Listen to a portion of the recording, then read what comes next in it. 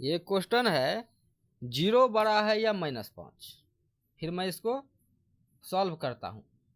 ये हमारा हो गया संख्या रेखा, इसको मुख्य बिंदु कहेंगे, ये 0 हो गया। अब यहाँ से ये पॉजिटिव की ओर हम भागेंगे, 1 2 3 4 और 5। जैसे ही हम बाईं तरफ आएंगे तो ये निगेटिव की ओर भागेंगे, -1 -2 -3 -4 और -5।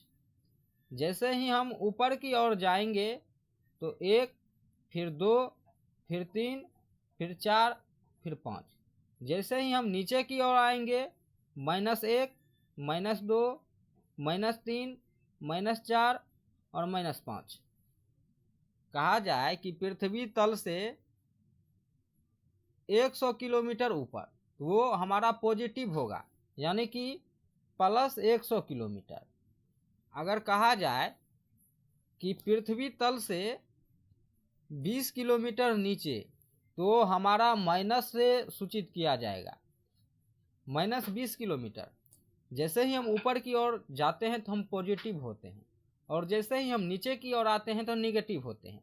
इसी प्रकार संख्या रेखा में जैसे हम दाएं की ओर आते हैं तो पॉजिटिव होते हैं, और जैसे ही बाएं की ओर आते हैं तो निगेटिव होते हैं।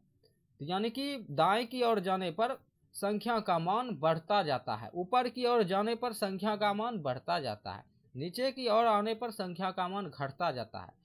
यहाँ बाएं की ओर आएंगे तो संख्या का मान घटेगा। जैसे -1 था, वो थोड़ा 0 से छोटा है, -2 हो गया तो वो और छोटा हो गया, -3 हो गया तो वो और छोटा हो गया, -4 हो गया तो वो और छोटा हो गया, और -5 हो गया तो 4 से भी छोटा हो गया। तो 0 जो है बड़ा है, -5 से भी बड़ा है, -1 से भी बड़ा, इन सभी से 0 बड़ा है। हमेशा ऋणात्मक संख्याओं से 0 बड़ा है, यानी कि नेगेटिव संख्याओं से 0 बड़ा है।